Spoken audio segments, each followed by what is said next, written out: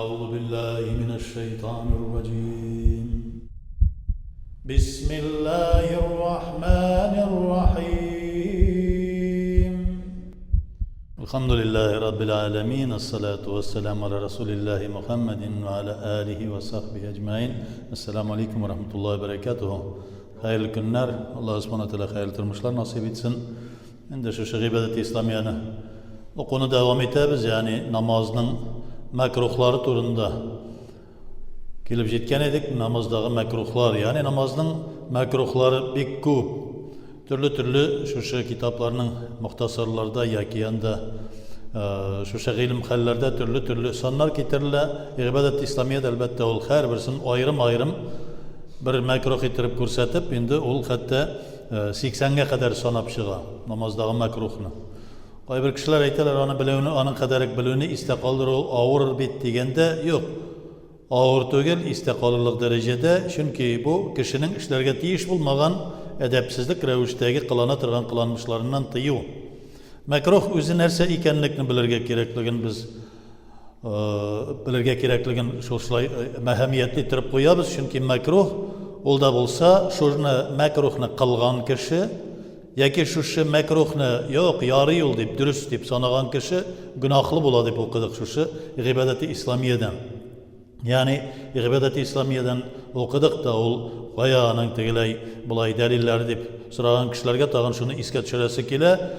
Ahmad Xadim Maqsudi Allah Teala onun cennetli kılsın, ol bütün kitaplar, meşhur kitaplarını, hem bütün fetvalar kitapların, bütün bulgan, bizden göz altında bulgan, bilmey turgan bütün kitaplardan jiyip, özüne göre bir qaymağın yasagan, qaymağın toplagan şu ibadet-i İslamiye'ge. Hem indi bunday alimlerin bu şu ilim hal, muhtasar kitaplarında, bunda delili koya deyip soravının mağnesizlikini bilgirdi. Çünkü onlar delilsiz bunday kitaplarını yazmıyorlar ulug' alimler. Makruhning nindi nashar ekanligini ko'rsatuvinde qo'yan chiqib ayta deganda Allah subhanahu teala Qur'oni Karimda karahat meselelerin, yani ishlarga yaramay, kengash etilmagina tugil, qat'iy ravishda kengash etilmay yoki qat'iy ravishda bulardan qochirga keraklik degan oyatlar da bek ko'p. Payg'ambarimiz sollallohu alayhi vasallamning ana bu adabsizlik bo'la, bu karahat bo'la, bu gunohga keltiradigan so'zlar da bek ko'p. Shunga ko'ra makruh degan tushuncha ulda bo'lsa qabatlab aytamiz, agarda uni davomli ishlab kelayotgan bir kishi bila turib ishlab kelayotgan yoki shuni durust deb taniyotgan ishlaganin, bu vaqtda ul gunohli bo'ldi deydi. Makruh shunday narsa deb Payg'ambarimiz sollallohu alayhi vasallamning bir hadisida ulda bo'lsa gunoh ulug' bir gunohdan turmaydi. Masalan, ulug' bir gunoh bilangina turmaydi kishi. Ulda bo'lsa tog' ulug' bir toshdan gina bo'lmagan gibi. Tağ nereden tağ bula? Kichkina vaq taşlardan jiyilib bir tağ uyuyla. Kişinin de ulu günah derecesine jete turgan günahı vaq makruhlardan jiyila. Şunu bilgirdiler bütün alimler. Hemen de bir yerden namazdagi makruhlar deganini sanab ketamiz inşallah, ko'p vaqtimiz yetgancha. Hem onu iste tuturlukda, ona hayırlı tirib, yani unutmaslik derecedagi har bir mümin musulmonga ul tugali tirib belgilangan. Ul birinchide ana ulda bo'lsa öz ixtiyoring bilan namozda sunnat bo'lgan bir amalni o'tamav, vojib amalni o'tamav harom, farizni o'tamay qoldiruv namozni buzar, lekin öz ixtiyoring bilan namozda sunnat bo'lgan bir amalni o'tamav, vojibni o'tamav namozni buzar, farizni o'tamav namoz qabul etilmay, ani bilamiz, lekin sunnatni o'tamav bila turib bu vaqtda makruh bo'la, ya'ni qat'iy ravishdagi kengash etilmay qat'iy ravishda şu meseleni kisatila. İkincisi, namazda tekabbürlik kıyafeti bilen basıp durun. Mana bugün büyük taralgan ol, elbette kollarını koşurup, ayaklarını jirip basıp, Allah Teala karşında şuşlaytigi kökreklerini çıkarıp basıp turgan. Eğer de başını eğip namaz okuysan iken, her şunda bir ne gitti? Namazda başını eğip okurga yaramayken degen düşünceni çıkarırlar. Yoki birov shulaydi, namoz bitdimi, masjiddan ottalib yugurib chiqib ketarga kerak deb bir fatvo berib yotgan bir hazratda bo'ldi. Kirisincha Payg'ambarimiz sollallohu alayhi vasallam aytdi. Namoz bitgachda biroz tinchlanib o'tirib turig'iz, akringina vaqar bilan shig'iz deydi. Namozda Alloh taolo qad aflahal mu'minun. Cennetke kirirler. Şol müminler. Ellezine hum fi salatihim haşi'un di. Namazda huşuğu bilen turgan. Huşuğu degen söz tübençilikli, başını iyip, patşa karşında, jitekçi karşında nişik başını iyip, korkup basıp turgan kebek Allah Teala karşında basıp turu kengeş etile. Bir de elbette tekebbürlü kıyafet bilen tirseklerden kullarını tutup, ayakını jırıp basıp, doğru qarab, jirge qaramışya basıp turu elbette bu tekebbürlük bu vakitte indi elbette namaz makruh edepsiz bula. Şulay öz ihtiyarın bilen isnenu. Yani isnenet kişi tegi ağız açılıp gitti. Sebepsiz yutkuru. Kaybırları tegi sebepsiz yutkurup koyuyorlar. Sebepsiz tamak kırı. Sebepsiz burun singiri. Eğer deyinde ol mesela tegi burundan Juş ağıp düşe başladı da tezirek nişikte bulsa da bir javluk mu, bir salfetki bilen mi, şulay kağıt bilen mi dammasın deyip sırtıp alasın endi. Bir kol bilen, bir tapır, bir hareket yasarga yarı. Lakin eğer de bir nindiniyse yok iken sen burununu tutup şulay singiriu mesela sebepsiz. Sebepsiz tükürü, kakırı. Tükürü, kakırı bütünley namazda ol. Elbette bir nindi kısağa simi turgan narsa. Şulay endi sebepsiz ufıldav. Kaybrevler namaz okkanda of deyip okuyorlar.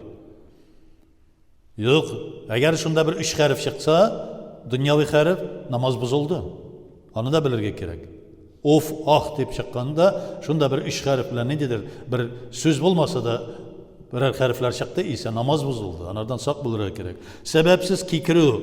Kaybirlerin elbette bizim halkta şunday bir selametliğini bilgirte turgan narsa ol. Kişi işitirlik getirip kikireye gerek deyip kusturluk derecede kikirip oturuşlar var. Elbette edepsizlik. Bir gerek de namazda. Eğer de tiktumaldan kelip çıktıyken bir kişi kikirip koyduysa nindedir tutalmadı. Aşkazanından nindedir bir hava çıktı. O vakitte başka. Şulayık bilge tayanıp namaz oku. Şulayık indi gövdeni bir tarafka avuşturup kıyık ettirip duru. Makruh. Yani bir ayakka basıp dura. Şulayık bir ayakka salınıp yağıl etiyor. Tegi armiyaдағы voylna dege şana bir ayakka niteler şunun gibi basıp duru. Yok, olay yaramaz. Şulayık indi kol bilen birer nerseni tutup duru. Kolunu ya külmekni silkip jillenu. Mesela kolda bir nerse tutup duru, mesela nedir bir eybir tutup dura, ya ki düşmesin deyip, telefonunu tutup okuyayım mesela bu günde. Telefonu nurlamasınlar deyip. Nurlalık bulgay telefon bilen kelmeler. Kişiye şanmağaş. Birge namaz okuyturan kardeşlerine de şanmağaş. Kimge şanasın bu dünyada? Şulay endi kol bilen ya ki külmek bilen jilpenip şulay jilpenu issi bulganlıktan. Bir kol bilen başka börek ya şalma kiyu. Bir kol bilen. Çıp gite de mesela börekni ya ki şalmanı bir kol bilen alıp kiyu. Namazda secdede çıp gite de tüştü alıp kiyu. Makruh. Börekni salu iki kol bilen bir işini kılu namazını boza. Mesela baştağı börek deyip aytegende bu. Yani töbetey deyip aytek. Töbeteyni şalmanı salu yaki iki kol bilen bir işini kılu, bir işini işlev namazını boza. Mesela iki kol bilen namaz okuyor, düğmeley başladı. Gülmekine şapanla denersen. Namazını boza. İki kol bilen bir iş işlev. Secde ornundağı tufrakını sürtü. Eğer de kumaşı olamazsa, senin mangayına jabışıp ağırttırmay turgan bolsa, secdeye gite de koy bir kişi dört ayaklanıp şolay başta sıpırıp dura. Yok. Eğer de endi ol secdeye gitken vakitte bir katı taşlar var iken, secdeye gitken vakitte şolay bir hareket yasab olurga mümkün. Eğer de ol sen kumaşı olup yala kisegi, yakin indidir bir taş mangaya kadalsa bir cerahat yasıtırgan. Şolay endi yüzdeki tirini yaki tuzanını sürtü. Ağırtırlık taşlar bulganda mangayını silkip bir iki mertebe sıpırırga yarı yani başka jabışkan bolsa. O vakitte ruhsat etile. Şolay endi bir iki mertebe bir iki yerini kaşı. Mesela bir yer kıştap gitti. Bir iki tapır kaşıp koydun, makruh. Üçüncü tapır kaşıp koydun, namaz bozula. Bir kol bilen iş hareket yasadın. Sebepsiz namaz okuturgan orundan bir iki adım şitke köşüyor.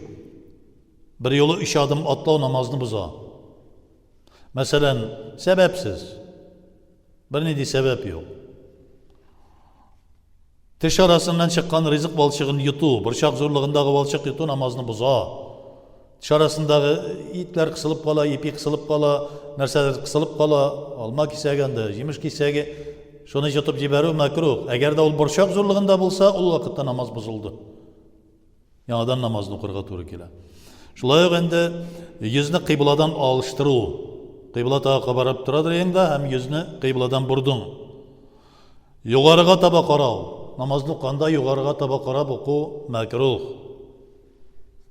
Shulay qiyamga turib basqanda yerga namozlikqa tayanib turib, qay bir kishi tege qiyamga turib basqanda qo'l bilan tayanib, ikki qo'l bilan tayanib turalar. Yoshlar, ulu kishi bo'lsa so'z yo'q. Ulu kishi turib ketolmaydi.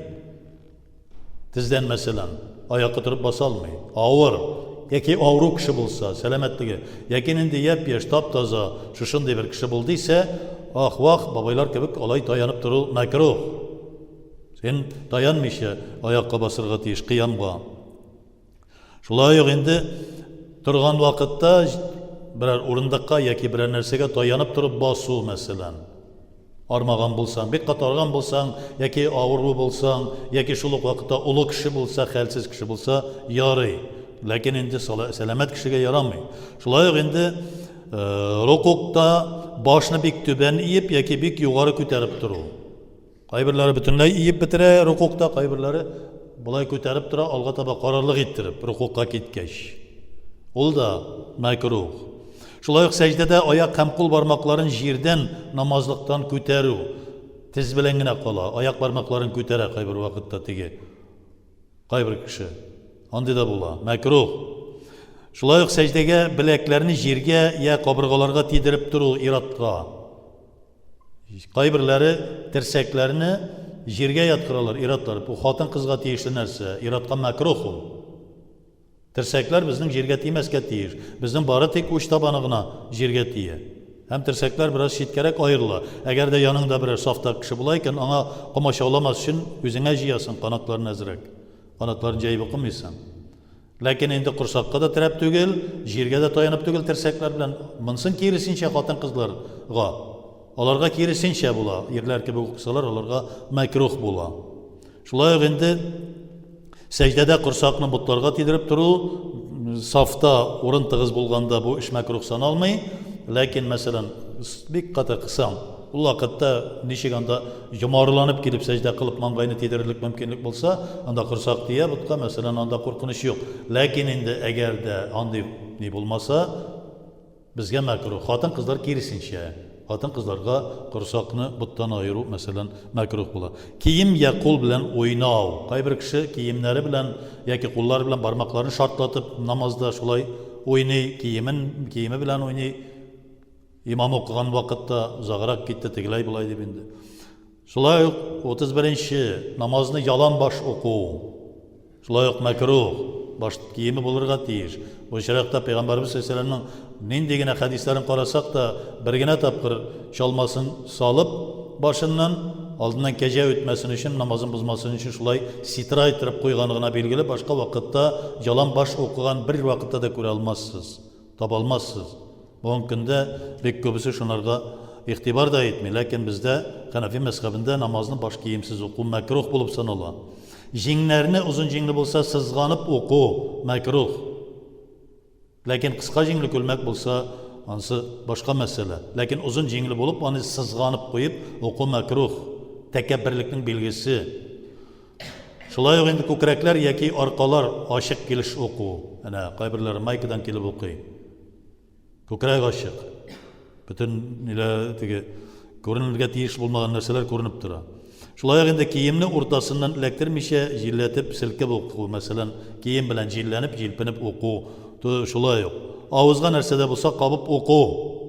Shulay yo'q endi o'z ixtiyoring bilan narsani da bo'lsa olib isnav. Yerdan olib yoki kisadan olib isnav. Bular butunisida makruhga kira 36-chi. Ham endi inshaalloh biz albatta kelajakda qarab bitiramiz, o'qib bitiramiz. E'tiborli bo'lirga kerak. Namoz o'qu yuqqagina tugil bit Alloh subhanahu va taolo bizdan so'rayashaq. Yuqqagina tugil ol aytilgan hadis. Eng birinchi kishi Rabbin kim, Rasulun kim, dinin nindi din degenden soң namaz турындагы һәрбер мәсьәләне сорый башлый ди Пәйгамбәрбез саллаллаһу алейһи ва сәлләм хәдисе. Нәрсә турында әйтә? Намазга сак булырга кирәк, намазга игътибарлы, диккәтле булырга кирәк, һәм мәкрухлардан сакланырга.